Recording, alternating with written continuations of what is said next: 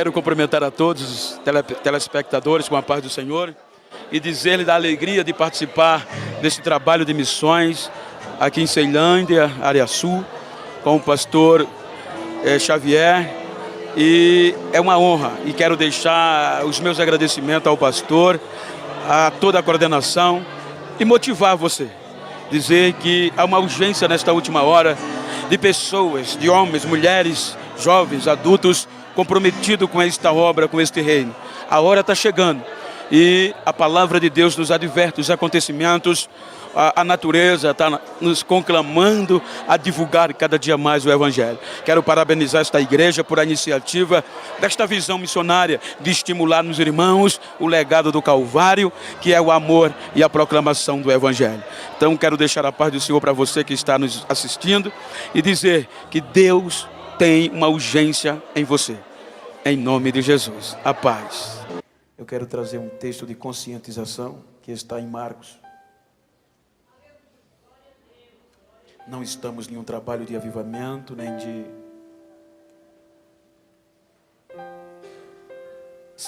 missões. E eu quero falar-lhes sobre o que a palavra, o Evangelho faz. Pois nós bem sabemos a história do Calvário. E seria bonito nós dissertarmos, mas eu quero provocá-los a vivermos o que o Calvário nos proporcionou. Vivermos a nossa realidade. E para isso eu quero ler Marcos capítulo 5, é um texto muito simples.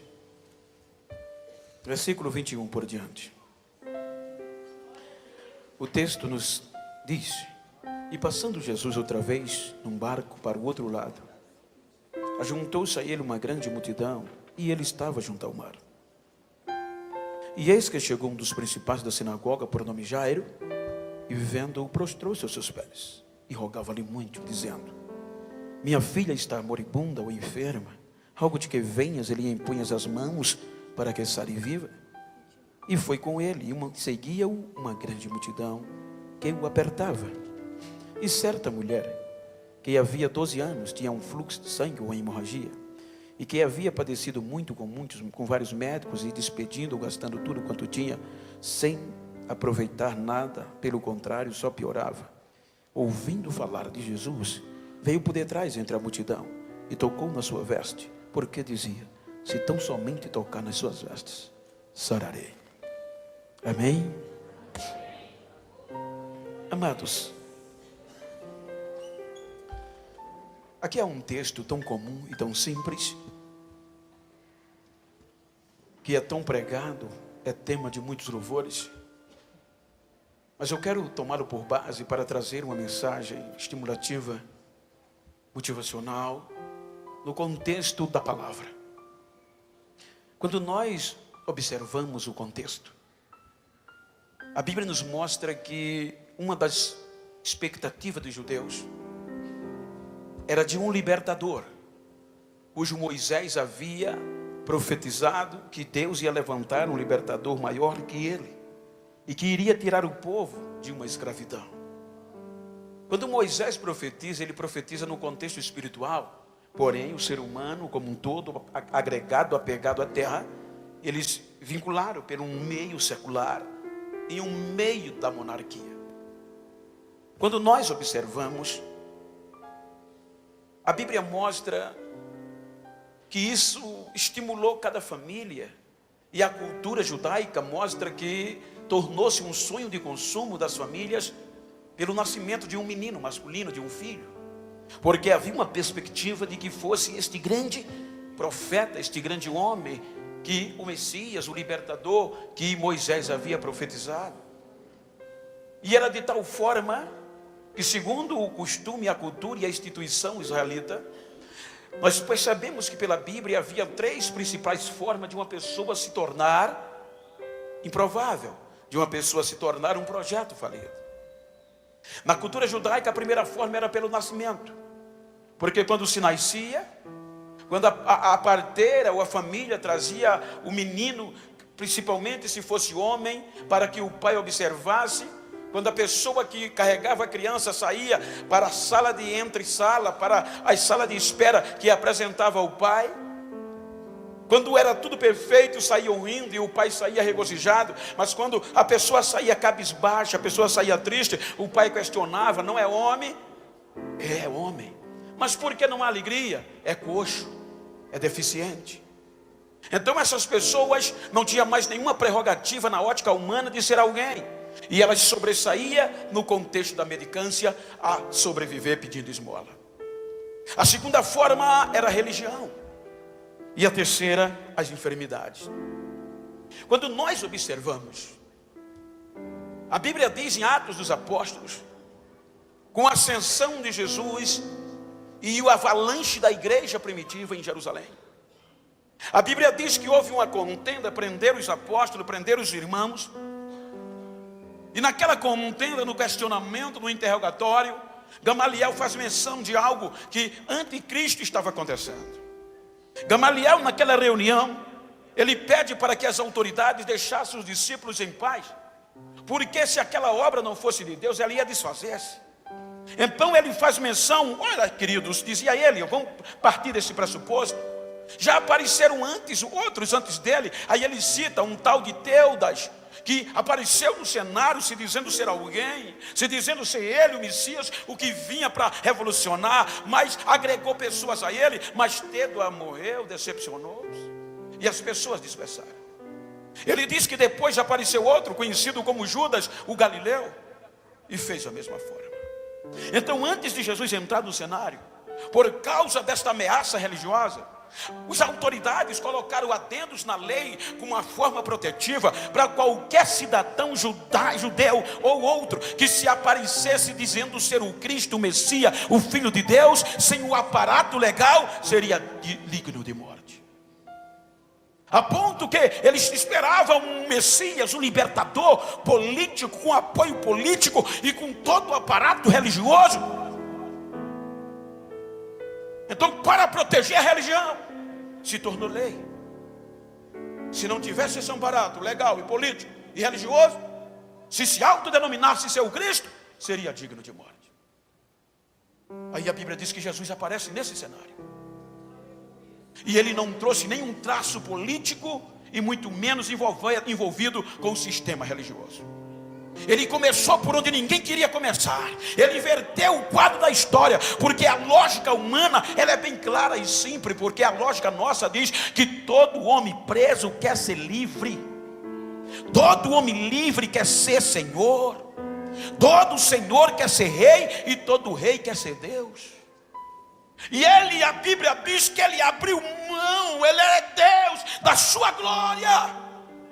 E ele inverteu a pirâmide, ele tomou forma de servo e assumiu a responsabilidade por amor aos perdidos e àqueles que não tinham mais perspectiva. Então ele começa por uma cocheira. O seu campo inicial foi uma cocheira,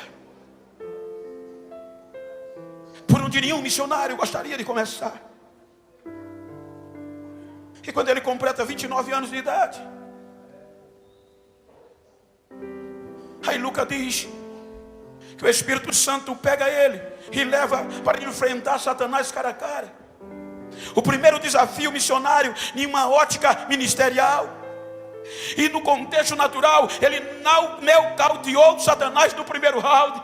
A Bíblia diz que pelo poder da palavra, ele venceu.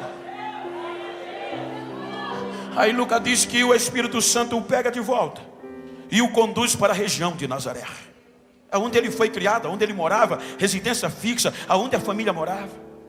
E Lucas diz que ele gostava de pregar e o povo gostava de ouvi-lo. Aí Lucas faz questão de dizer que em um sábado ele vai para a sinagoga. E aquele culto era especial. Aquele culto era o culto de vida e morte. Aquele culto era o início de um ministério que iria revolucionar o planeta, a história. Era o divisor de água que ia combater, que ia embater com o sistema. E ele chega naquele culto normal, sem nenhum destaque. Aí Lucas diz que naquele dia deram a oportunidade a ele. Quem estava naquele culto? Os principais da sinagoga. Aí deram a oportunidade para ele ler.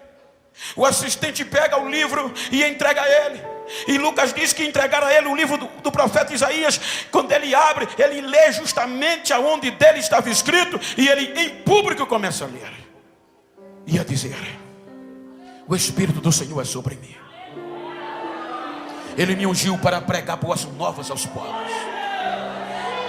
Ele me ungiu para abrir os olhos aos cegos. Ele me ungiu para abrir liberdade aos presos, para dar alegria aos corações tristes e anunciar o ano aceitável do Senhor. Uma leitura simples e profética. Quando ele lê o texto, aí Lucas diz que ele fecha o livro, toma assento e começa a ensinar. Quando ele começa a ensinar, ele impacta. Não deixaram nem terminar o culto. A lei dizia que ele blasfemou. Ele se autodenominou, porque ele disse: hoje se cumpriu esta profecia aos ouvidos de vocês. Ele foi ousado. Aí o sistema disse: blasfemou. Ele é o filho de José, o carpinteiro, e ele está se autodenominando filho de Deus. Tem que matar, a lei dá direito, vamos matá-lo. Aí pegaram ele para jogá-lo do monte para baixo, mas não conseguiram. Ele saiu de fininho. Como não está escrito, como não conseguiram matá-lo, expulsaram ele de Nazaré, expulsaram ele da cidade, e ele foi morar em Cafarnaum. E ele não parou de pregar. Ele continuava fazendo a obra. Os fariseus enlouqueciam, porque debaixo de tanta ameaça, aí era que ele fazia missões. A Bíblia nos mostra que ele foi pregar na região de Herodes e impactou aquela região. O sistema ficou preocupado, as pessoas aglomeravam, olhavam e diziam: nunca ninguém pregou assim. Que homem é esse? De onde ele vem? Que autoridade é essa? As pessoas se aglomeravam.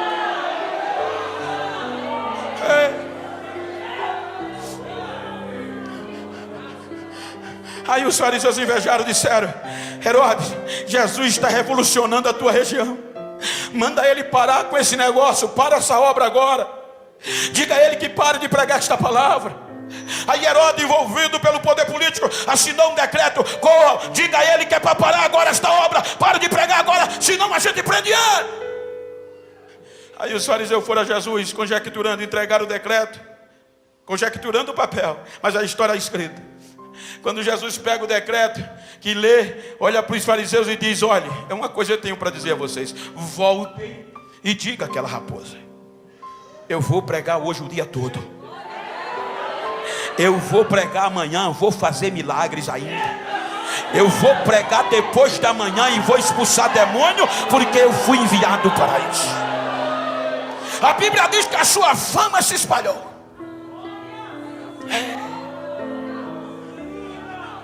Ele continuou fazendo a obra. Só que lá em Nazaré acontece algo que era inesperado na ótica humana. A Bíblia diz que a filha do principal, no pastor da igreja que Jesus pregou, a filha de Jairo, foi acometida de uma enfermidade. E aquela enfermidade não era comum. Porque aquela menina, se você observar a cultura judaica, não era simplesmente uma filha biológica. Olha o que é que a história faz. A Bíblia diz que o que valorizava, o que dava mais contundência a um homem era a prole. Quanto mais filhos o homem gerasse, mais valor ele tinha na cultura judaica. E a Bíblia diz que Jairo só tinha uma única filha, de 12 anos, que era o sonho, era o projeto, era a perspectiva de Jairo da continuidade da sua prole. Quando ela completa 12 anos, que era justamente a idade que uma menina judaica passava pelo ritual do Bar Mitzvah também, e um significado diferente. Na cultura ocidental é com 15, mas aqui era com 12. O pai apresentava a criança, era essa data para os amigos, para dizer: a minha filha está pronta para enfrentar as atividades, para se tornar uma mulher judia, para aprender as atividades domésticas. Quando a menina completa 12 anos, a enfermidade vai lá. Aí Jairo investe para a menina curar e não consegue. O judaísmo do qual Jairo fazia parte da cúpula não trouxe resultado. Aí Jairo lembra que um dia ouviu uma palavra. Pregou na igreja dele um homem chamado Jesus.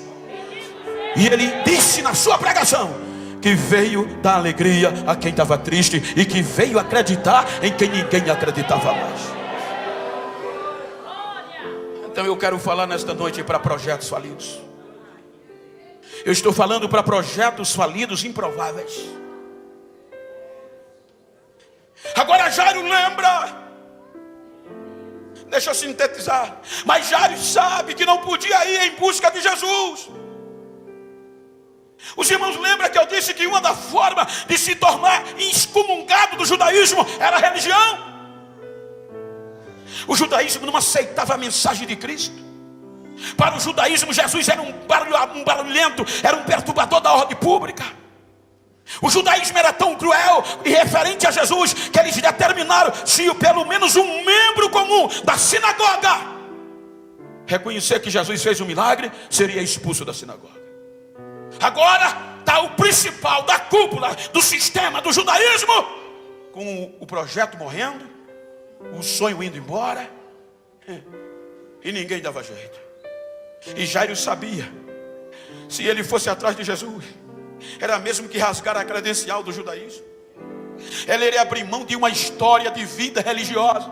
Ele iria renunciar tudo para trás que conquistou, porque quando ele voltasse, não seria mais o mesmo. O judaísmo não aceitava. O bonito é que a vida é feita de desafios. O que diferencia uma pessoa de outras não são as oportunidades, na maior parte. Porque a oportunidade quase todos têm, ou todos têm. Mas muitas vezes os desafios nos proíbem, nos deixam inibidos. Agora Jairo está com um desafio, o sonho, o projeto morrendo, a palavra que Jesus pregou ruendo dentro dele. Eu vim dar jeito, eu dou jeito, Jairo. Eu vim para restaurar, eu dou. Aí Jairo não aguenta, renuncia tudo e faz carreira para Cafarnaum. Eu vou. Ele renuncia tudo pelo poder da palavra. Quando ele chega em Cafarnaum, Marco diz que Jesus não estava. Ele agora não podia voltar mais. Sabe onde Jesus estava? No outro lado do mar, na região de Decápolis, uma circunferência de 10 cidades, daí o nome, ou Gadara. E o que é que Jesus foi fazer lá? Abriu um trabalho missionário. A Bíblia diz que no outro lado, lá em Gadara, quem mandava era o demônio. Uma legião de demônio não deixava ninguém sossegado nas 10 cidades. Havia um homem endemoniado, os irmãos, as pessoas amarravam, eles quebravam a corrente e perturbavam, não tinha sossego. Aí Jesus vai lá. A Bíblia diz que Jesus expulsa a legião, liberta o endemoniado. O endemoniado fica limpo, novo, crente. E ainda pede: Jesus, me leva com o Senhor. Jesus disse: não, o pastor aqui vai ser você. Você vai abrir esse campo aqui e vai dizer quantas maravilhas fez o Senhor por você. E as pessoas aceitavam Jesus no campo missionário. Aonde Satanás mandava, quem manda agora é Jesus. Agora o missionário estava lá pregando a palavra de Deus. Aí a Bíblia diz que quando Jesus volta, que desce do barco, a multidão aperta ele. A multidão se aglomera a ele. Aí acontece algo lindo. Você já pensou que agora o padre dessa região entrasse gritando por ali de batina e tudo que queria ser crente?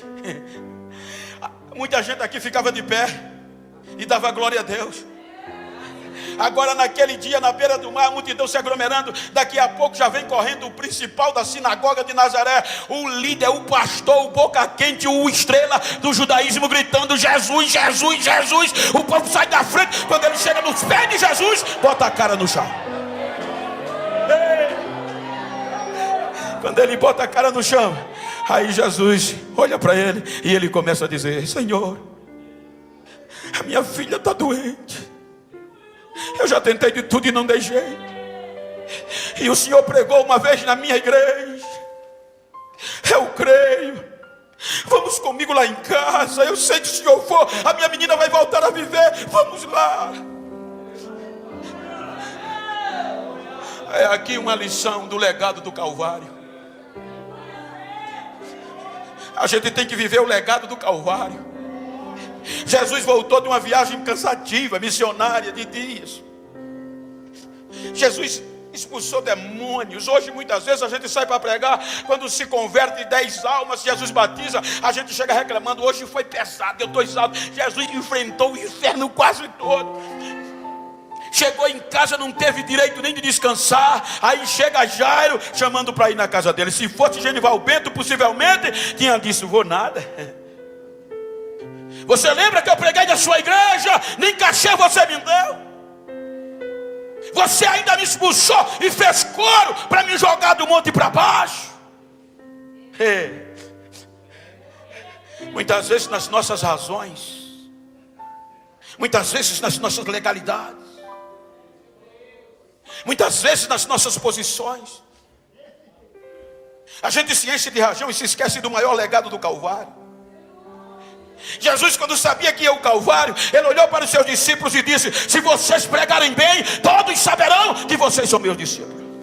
Não, ele não disse: um novo mandamento eu dou a vocês, se vocês aprenderem a cantar bonito, todos vão saber que vocês são meus discípulos. Não, ele não disse isso. Ele disse: se vocês amardes uns aos outros como eu vos amei. Precisa muita coisa não, só precisa amar um ao outro. A gente está brigando por muitas coisas da terra e está se esquecendo o maior legado do Calvário, que é o amor ao próximo.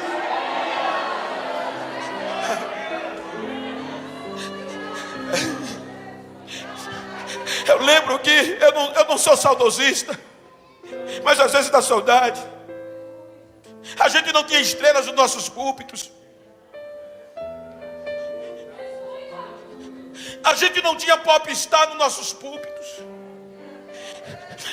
A igreja não precisava assinar contrato nem depositar cachê para ninguém me pregar.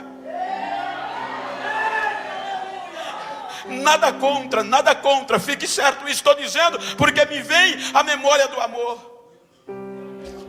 Sabe quem ocupava os nossos púlpitos, as nossas igrejas? Os pés rachados,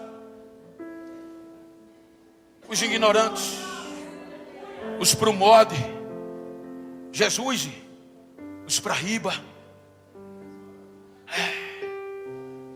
Não tinha hotel para ficar, mas olhava para a família e dizia: véia, fica aí, meu amor, eu só venho para o mês. Você vai para onde, meu filho? Eu vou sair para ver se Jesus me dá uma alma. E passava 15 dias andando a pé, enfrentando rios, para ganhar uma alma. E quando ganhava, voltava regozijado. Hoje a gente tem tudo fácil.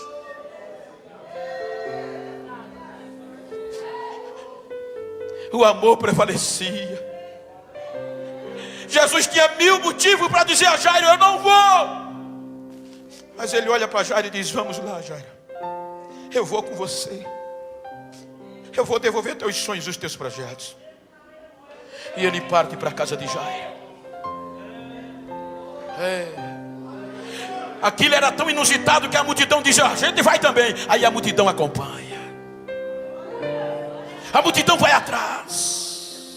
Aí olha o que é que o escritor faz questão de registrar. Aí Marcos tira, Mateus e Lucas tira a atenção da viagem e registra um fato entre parênteses no contexto histórico.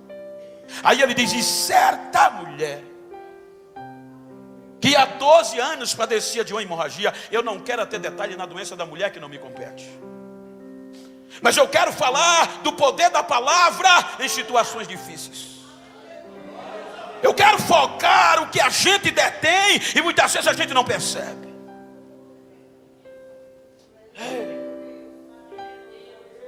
A doença que aquela mulher foi acometida era uma doença terrível. Era questão de saúde pública. Olha o que é que diz o livro da lei de Moisés, Levítico, e Número capítulo 5. Deus diz a Moisés: se algum homem ou mulher for acometida de um fluxo de sangue e não ficar curado no tempo hábil, se tornou imundo, tem que ser extinta do arraial. A doença que aquela mulher foi acometida tornou-se questão de saúde pública. Só para vocês terem uma pálida ideia, no mês passado eu fui pregar num congresso de missões na Suíça. E quando você embarca nos aviões internacionais, fui no DATAP, um dos primeiros assuntos que você vê lá é um vídeo te advertindo para ter precaução contra o ebola. Os irmãos lembram do ebola, um pequeno vírus que impactou o planeta? Eu vi por causa do ebola, aeroportos fechados, pessoas sendo arrastadas para quarentenas. Eu vi hospitais lacrados. Porque quando a doença se torna questão de saúde pública, não é mais um pedido, é uma ordem, é uma lei, é o Estado que tem que ir lá resolver. Então a doença daquela mulher se tornou questão de saúde pública. Não foi um pedido, foi uma ordem. A lei entrar dentro de casa, a Bíblia não diz, mas a história diz que aquela mulher tinha uma família. Deixa eu só citar pelo menos 4 coisas que essa doença tirou daquela mulher, que na ótica humana eram irreparáveis. Primeira, a família. As autoridades entraram na casa dela e arrastaram ela de dentro de casa sem misericórdia para o arraial dos imundos. Primeira perda, a família. Segunda perda, o direito de ir e vir. Porque está escrito na lei que quem tivesse esse tipo de doença não podia andar livremente. E quando chegava no arraial, vestia um vestido, um fardamento característico, colocava uma tábua cheia de sino no pescoço com uma corda. E se quisesse se movimentar, tinha que manter uma distância de 100 a 50 metros de uma pessoa comum. E ainda tinha que, além do sino fazer barulho, ainda tinha que vir gritando: eu sou imundo, eu sou um projeto falido, eu sou descartado, eu sou imundo, para dar tempo os 100 ir embora. E a terceira perda, o direito dela adorar. A Bíblia diz que quem tivesse aquele tipo de doença, nem no pátio da igreja poderia chegar. E uma coisa cruel para o judeu era tirar ele o direito de adoração. Você lembra o que aquela mulher do poço de Sicá disse a Jesus? Quando as tribos se separaram, você veja que ela era judia.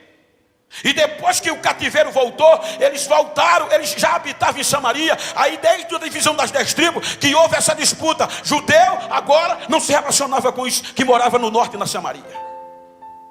Quando eles voltaram do cativeiro, veja que lá tinha o poço denominado o Poço de Jacó. Aí Jesus, o sistema é bruto. O sistema é acostumado a ver pessoas que se diziam santo não se aproximar de leproso, de imundo, de doente. E o que contrariava era que Jesus falava com os leprosos, tocava nos doentes. Jesus ia lá, conversava com eles. Aí Jesus vai passando em Sicá, aí resolve parar. Manda os discípulos comprar algumas coisas. Aí chega no poço, está uma mulher samaritana. Aí ele diz: dai-me de beber desta água. A mulher se assusta: como pode você, sendo judeu, pedir água de beber a mim, que sou uma mulher samaritana? O senhor não sabe que os judeus não se relacionam com os samaritanos? Se tu soubesse quem fala contigo, tu me daria de beber e eu te daria de beber da água viva. Ele não perdia tempo. Aí a mulher, sintetizando, a mulher passa na cara de Jesus: mas vocês dizem que o lugar certo de adorar é em Jerusalém, mas vocês não deixam a gente ir. Por isso que eu e os meus pais adoramos nos montes.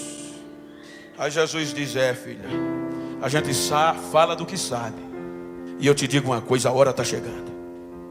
A hora vem que nem em Jerusalém adorarão, e nem muito menos nos montes, mas os verdadeiros adoradores vão ter a liberdade de adorar o Pai em espírito e em verdade. A hora está chegando, a hora está chegando.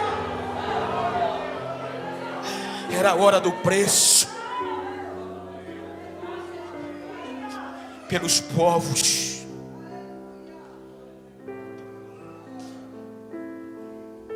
Aí a mulher agora vai para o arraial dos imundos. E a quarta e a pior perda: família, direito de ir e vir. A terceira, adoração. A doença roubou tudo dela. E a quarta foi a pior, a identidade. Quer ver uma coisa de quem é acometido de uma doença que se torna caso de saúde pública? Se eu perguntar o nome de alguma pessoa famosa aqui, alguém vai dizer, mas me diga o nome de um daqueles que foi infectado pelo ebola. A doença da mulher tirou o próprio nome porque a lei assim exigia. Veja que no mesmo dia, os mesmos escritores, falando na mesma reunião, o mesmo Jesus, quando ele se apresenta a história de Jairo, ele diz um principal, diz até o cargo, chamado Jairo. Mas quando ele fala o resultado da imunda, ele, quando o nome, ele diz uma certa. Perdeu tudo. E agora jogada no arraial dos imundos. Jogada, esperando só o dia da sepultura abrir para ela entrar. Mas olha o que é que a Bíblia fala de tão lindo. Por inferência, a Bíblia nos diz que o crer vem pelo ouvir. A Bíblia nos mostra na inferência que um crente que viu Jesus fazendo maravilha, ele teve coragem de entrar no arraial dos imundos e fazer missão lá dentro. A Bíblia, por inferência, nos mostra que quando aquele missionário entra no arraial dos imundos, ele abre um diálogo com a mulher, porque está escrito, ouvindo ela falar de Jesus. E a Bíblia nos dá o que ele pregou. Por inferência, ele chega lá, irmã, e vê a mulher morta, desestimulada. Para mim não tem mais jeito, moço. O senhor está pregando aí, mas a lei já me condenou. Eu sou um projeto falido. Estou só esperando o dia da sepultura. Aí o missionário, o pregador disse, se a senhora visse o que eu vi, a senhora não dizia mais isso. Mas não tem mais jeito não. Se a senhora tivesse onde eu estava, a senhora mudava de ideia. Olha o que ele prega. Mateus capítulo 14, 34 por diante. Lucas 16, versículo 17 por diante. Está lá escrito. Ele, por inferência, relacionando os textos, ele começa a dizer, dona, moça, deixa eu pregar aqui para a senhora. Jesus uma certa vez chegou na região do mar. Ele sentou e começou a abrir a boca para pregar. Está escrito ensinar. Aí quando as pessoas reconheceram que era Jesus de Nazaré, as pessoas faziam carreira para lá e ele ensinava. Aí vieram pessoas de Tiro, da região do mar, vem pessoas de toda a região marítima. E dona, eu vi, as pessoas vinham, traziam os doentes nas costas, traziam os endemoniados, e quando chegava perto dele, implorava para pelo menos tocar na veste dele. Dona, eu vi, as pessoas tocavam, os demônios corriam, as enfermidades iam embora. Ainda tem jeito sim, ainda tem jeito. A palavra. Missão não é coisa de gente normal. Se você for normal, você não faz missão. Tem jeito sim. Tem jeito, dona. Olha o que a Bíblia diz, o pregador vai embora e a mensagem fica. A nossa missão é pregar. Aonde quer que seja, pregue. Pregue. Um dia eu entrei na casa do irmão biológico, bêbado, zombava de crente. Vocês só gostam de dinheiro, pastor. Vocês não prestam de esculhambou, bebeu. Eu vou beber mais uma cerveja, vou cuspir na sua cara. Beba. E eu pregando. Quando ele estava bem embriagado, disse, agora ore por mim que eu quero ser crente. Eu orei e fui embora. Se tornou mais crente do que eu. Eu fui embora e ele ficou sã. E no outro dia estava falando coisas do céu. O pregador vai embora e a mulher fica com o psicológico roendo e a palavra queimando por dentro. Legados do Calvário. Legados do Calvário. A mulher começou a correr para lá e para cá. E ela dizia, não tem jeito. A lei dizia para ela, você já está acabada, você já está morta. A palavra do pregador dizia, mas ele dá vida até quem já morreu, dona. A lei dizia: a senhora já está descartada, não tem mais jeito, a senhora vai fazer muito barulho para poder lhe atender. A mensagem do missionário dizia: dona, não precisa fazer barulho, é só tocar, é só tocar, não precisa fazer, é só tocar. Mas se você for... Olha o que a Bíblia diz. A mulher começou a andar para lá e para cá e dizer: se tão somente eu tocar. O que é que a palavra não faz? Se tão somente eu tocar. Imagina ela no arraial. Ele disse que só precisa eu tocar. Eu já estou acabada mesmo. E a palavra cortando lá dentro. Sabe de uma coisa? Eu vou atrás dele. E ela faz carreira. Tira o sino, tira o vestido de leprosa, de imunda, melhor dizendo, e entra atrás de Jesus. Quando ela chega na multidão, o maior obstáculo não era a multidão na ótica humana. Veja que a Bíblia diz que Jairo veio pela frente e adorou, postou e clamou. Só que a mulher não podia ir pela frente. A lei não permitia. Porque há um versículo no Êxodo 33 que a Bíblia diz: o que vem na frente de Deus é a bondade e a misericórdia, é a sua glória. O que vem na frente de Deus é a sua glória. E Jairo veio. Jairo não tinha nada que desabonasse, mas a Bíblia diz: o que vem atrás de Deus é a bondade e a misericórdia. Aí ela não podia ir pela frente, ela vai por detrás mesmo. Quando ela chega por detrás, o que aquela mulher estava fazendo era coisa de doido, irmão. Isso é a palavra que faz. Você já viu alguém dizer: rapaz, uma pessoa normal não faz uma coisa dessa? E o melhor é que Jesus gosta de crente doido. No bom sentido, crente desafiador, que tem coragem de fazer o que ninguém faz. Eu lembro, permita-me só recapitular se eu já disse, mas eu lembro agora que eu estava pregando em um trabalho de convenções. E alvoroçou-se a reunião, porque o pastor contou um testemunho de uma irmã que num tempo de seca, arrebentando tudo, o pastor de uma pequena igreja fez um desafio, o tudo morrendo, o gado, a plantação, e o pastor gritou naquele dia, no final de um culto de domingo: quem quer ver chuva cair? O povo ficou parado. Era impossível. Ele disse: quem quer passar 30 dias de oração comigo? O povo parado. Ele disse: depois dos 30 dias Jesus vai mandar chuva. O povo parado. Ele disse: olhe, se depois dos 30 dias de oração Jesus não derrama chuva, eu saio dessa cidade e fecho a porta da igreja. Os irmãos disseram: ele agora endoidou, vamos atrás dele. Amém. Aí ele disse: amanhã, segunda-feira, começa a campanha, 7 horas da noite, todo crente aqui, para começar a campanha de 30 dias. Amém? Amém. Os irmãos foram para casa. O assunto do dia era a campanha. Quando deu 6:30 da noite, vem aquele grupo de pessoas para oração. E sabe o que provocou o céu? No primeiro dia, uma irmãzinha já vinha com guarda-chuva debaixo do braço. Disseram para ela: a senhora está doida, tá? Ela disse: eu conheço o meu Deus. Ele é Deus das coisas loucas. Ele gosta de desafios.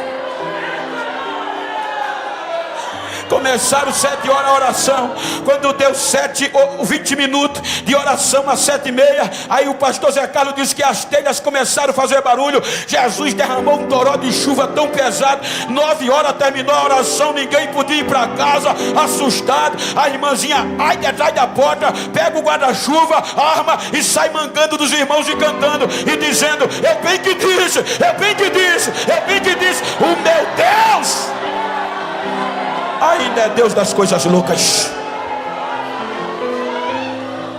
Lembre que eu disse: missões não é coisa de gente normal. Missão não são coisas de gente normal. Ela vai e ela toca. Quando ela toca em Jesus, o organismo faz ribuliço lá dentro. Aí ela percebe que ficou curada. Agora a melhor coisa curada era se esconder. Jesus estava andando, a multidão estava andando, era a multidão andando e ela voltando. Quando ela pensou que ia ocultar o milagre, aí Jesus para. E o que eu acho lindo aqui é que a Bíblia diz que Jesus não parou, estagnou não. Ele parou e ficou procurando. olhando ao redor.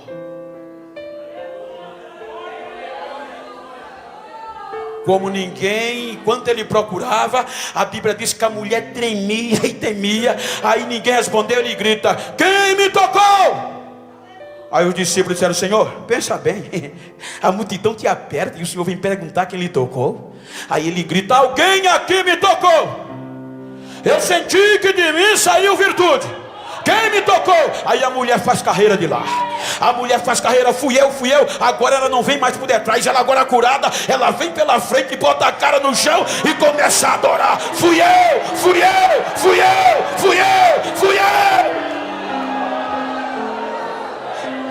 Pregue, ame. Esse é o preço do Calvário.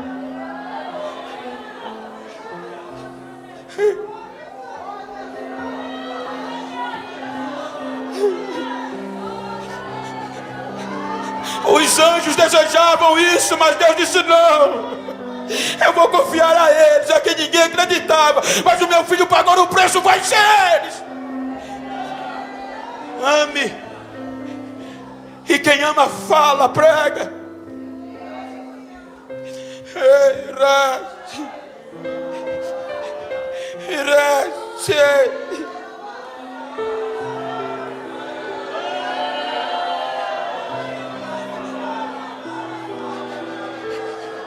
Ser crente é mais do que sentar em um banco.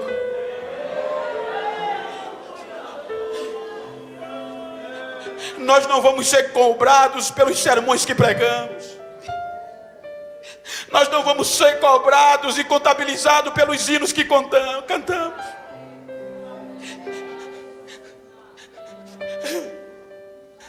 Quantas almas? O que você fez pelos povos? Você abraçou o mendigo? Não, Senhor, mas eu abracei já.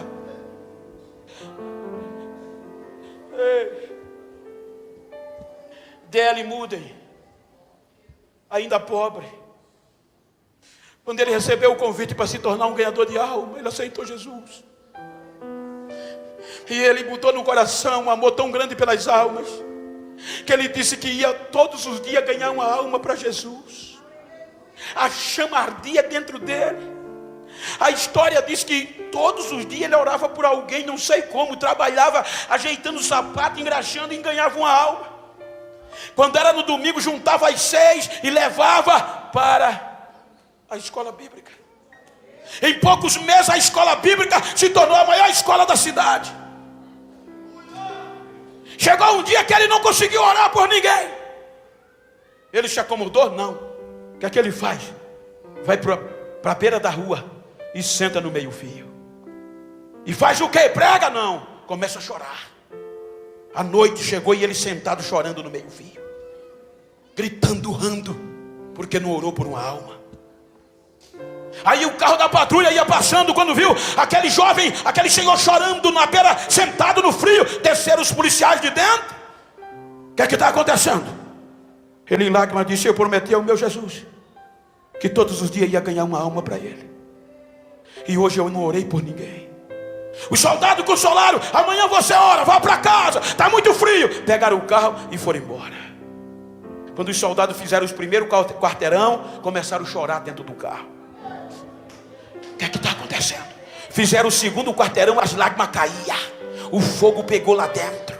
A chama do amor de D.L. Moody atacou os soldados. Eles fizeram a volta do carro. Quando chegaram lá, ele ainda estava chorando. Eles desceram gritando: para de chorar, para, esta chama pegou a gente e a gente quer aceitar o teu Jesus como Salvador. Legado do Calvário.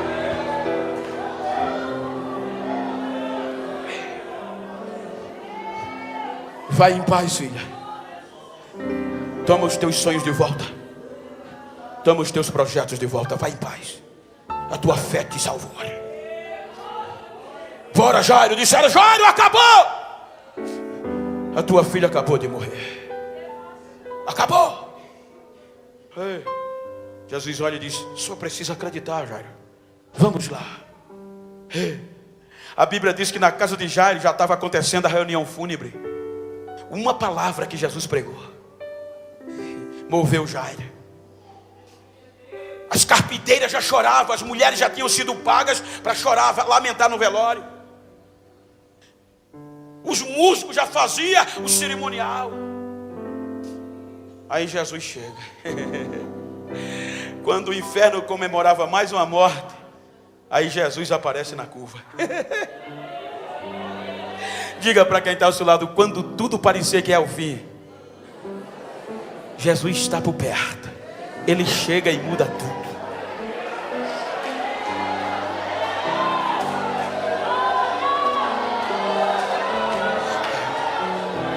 Deixa eu dizer, eu estava pregando em uma cidade chamada Murici, na BR-104, a cerca de 35 quilômetros de Maceió. Num domingo de manhã, em um congresso de jovem, e eu pregava sobre restauração.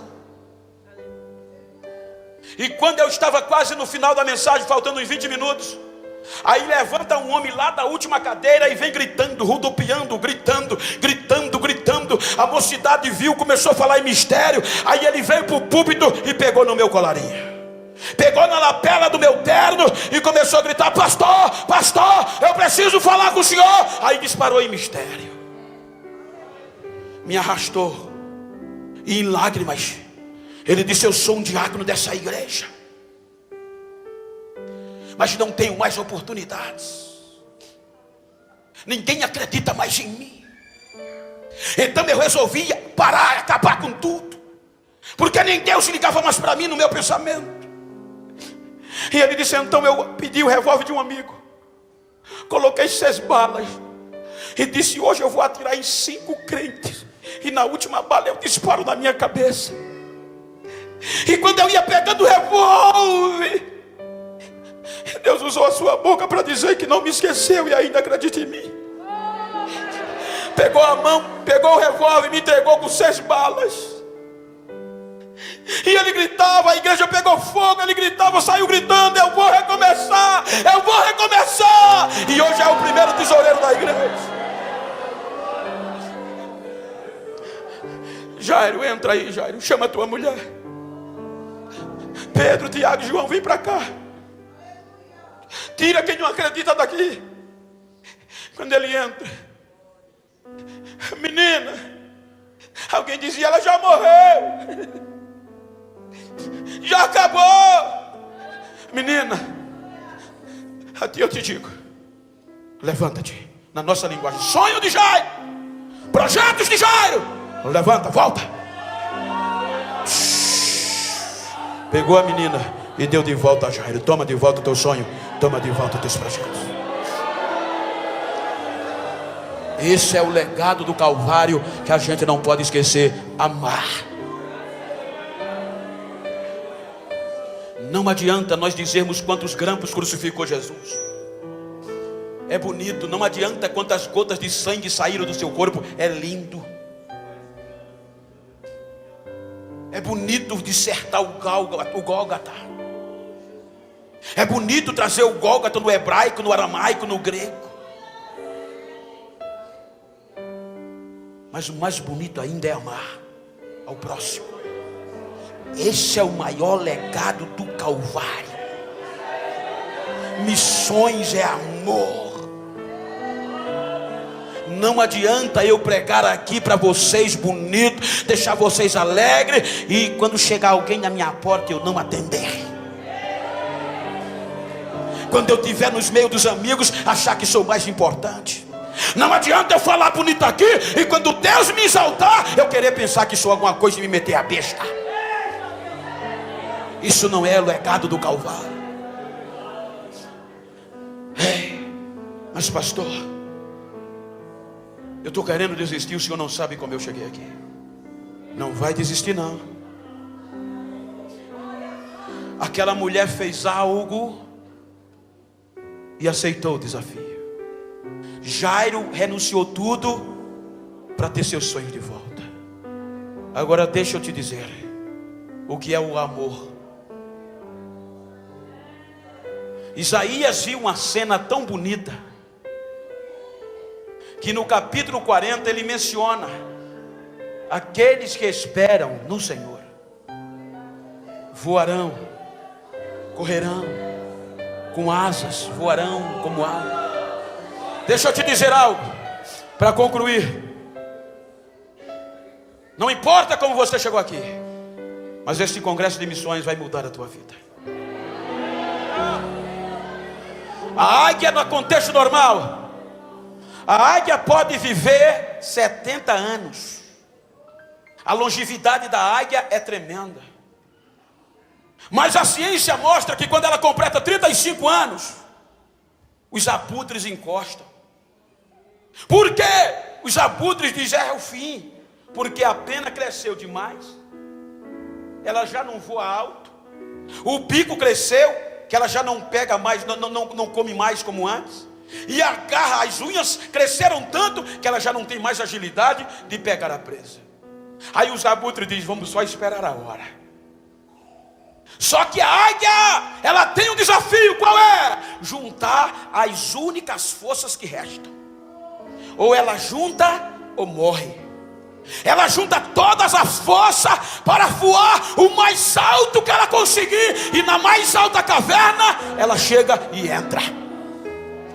Ela sai do cenário, se enclausura. Dizem morreu. Quando ela chega na caverna, sozinha, ela começa a pegar o bico envergado e começa a tirar as penas grossas.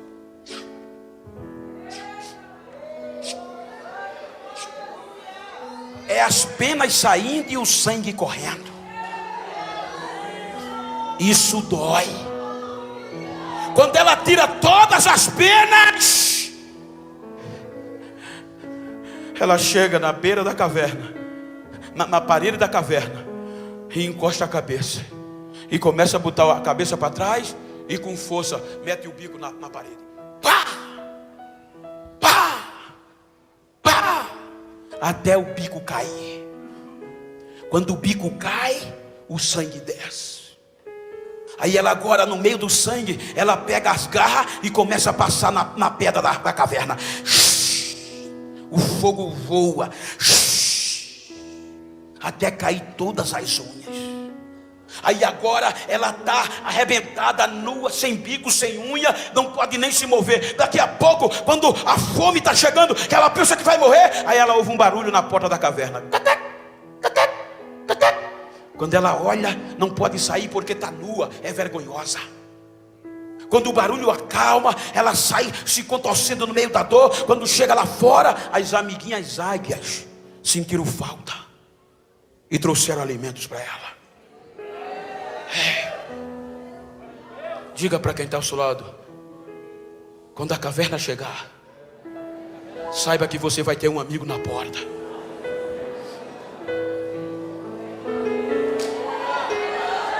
Isso é legado do Calvário.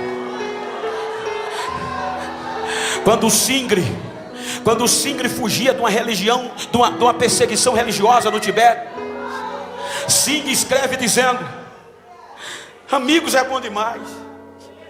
Singri fazendo missões, houve uma perseguição tão grande que ele teve que fugir. Se ficasse, matavam ele.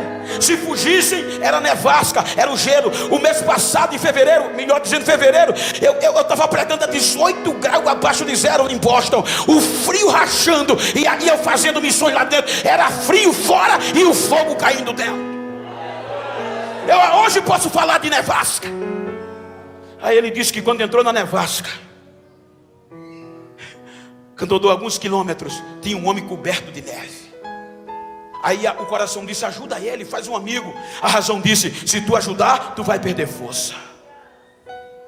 Aí ele vai, quando chega perto o coração vence. Aí ele baixa, aí quando ele baixa, tira o gelo de cima do homem, coloca o homem quase morrendo, balbuciando, coloca nas costas e sai andando no gelo, cansando, perdendo, suando. E quanto mais transpirava, mais força perdia. Chegou uma hora que ele não aguentou mais, aí caiu com a cara no gelo e o homem caiu nas costas dele.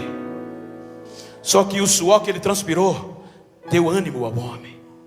Quando ele caiu dentro do gelo, o homem que vinha nas costas olhou para ele e disse: ei, levanta, agora quem vai te carregar sou eu. Colocou ele nas costas e os dois saíram do outro lado. Diga para quem está ao seu lado: quer ser meu amigo assim? Diga: para ver os meus erros já está assim, ó. Diga: mas eu preciso de amigo para me dar carona quando a caverna chegar.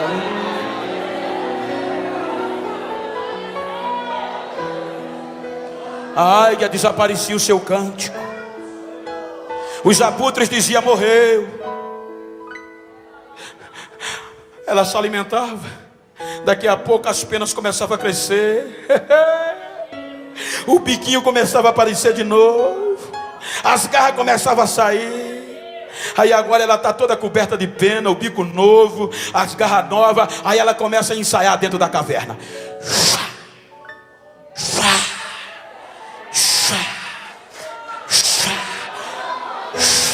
Dentro da caverna.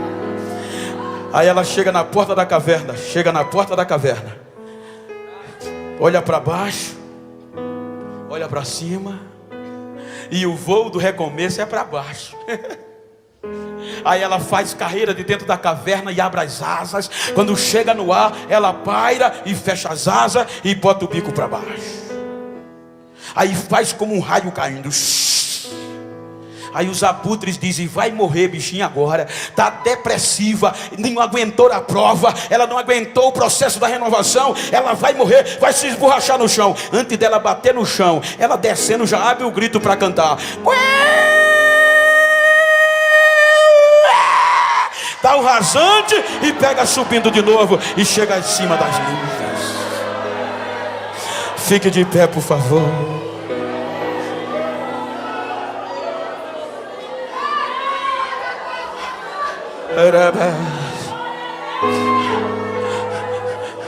Diga para quem está ao seu lado: o legado do Calvário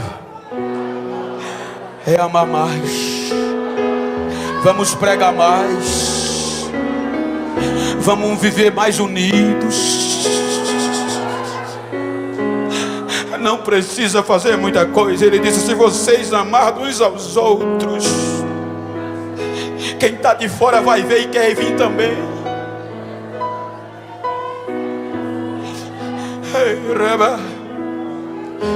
Agora vira para essa pessoa que está ao teu lado, se for do mesmo sexo. Me ajuda aqui, companheiro. Vira para ele assim, vira para ela. E diga para ele: eu tenho uma palavra de Deus para você. Vai dar para a gente fazer mais. O preço foi alto. E diga a ele: você não é um projeto falido. Você é um projeto em execução para um grande avivamento. Pergunta a ele: tu crê? Diga: eu também. Abraça ele e diz: então chora, recebe renovo. Você não é um projeto falido. Profetiza para ele: nós não somos projetos falidos. Nós somos projetos das mãos de Deus para esta obra.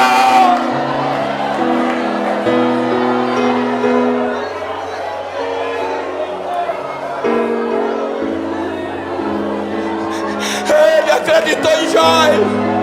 Ele acreditou na mulher. E ele acreditou em você. Ele acreditou em você. Quando ninguém acreditava, ele acreditou.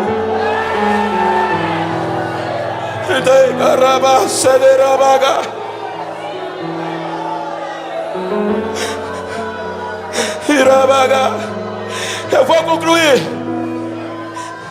Lembra que eu disse: a religião, a doença e o nascimento. Olha o que é que o legado do Calvário faz, Marluz. A Bíblia diz que nasceu um jovem coxo e só sobrou para ele a mendicância, pedir esmola. Construir o templo em Jerusalém. E a Bíblia diz que todos os dias de oração as pessoas pegavam o coxo e deixavam na porta e entravam para adorar. O sonho do coxo era entrar dentro do santuário. A Bíblia diz que ele já tinha mais de 40 anos. Olha o que é que o legado do Calvário faz. Aí Pedro e João, depois do Calvário, vai para a oração das 3 horas da tarde. E justamente naquela hora vão trazendo o coxo. Coloca ele no lugar de pedir esmola e entram. Ele estava tão acostumado que quando Pedro e João passam, ele grita: senhores, dai-me uma esmola. A gente está preocupado em pregar palavras bonitas. Nós da nova geração queremos pregar tão profundo para deixar a agenda do próximo ano. Mas a mensagem que sempre salvou, batizou, curou, é a mensagem: Jesus salva, Jesus cura, Jesus batiza e em breve vai voltar. Não precisa ser doutor. Aí ele disse: senhor, me dá uma esmola pelo amor de Deus. Aí Pedro, cheio do poder do Calvário, disse: nós não temos prata nem ouro, mas o que temos te damos, em nome de Jesus o Nazareno, levanta-te. Ele não levantou, Pedro pegou pela mão: levanta e anda. A Bíblia diz que o coxo deu um pulo, esqueceu a esmola, olhou para dentro e disse: agora eu vou entrar. Ele fez carreira e entrou no templo dando glória. Quase 5.000 pessoas aceitaram a Jesus pelo poder da palavra. Adore, adore, você não é um projeto falido. O poder do Calvário acreditou em você. O legado do Calvário acreditou em você. Receba renovo, receba unção, receba renovo, receba agora, renovo.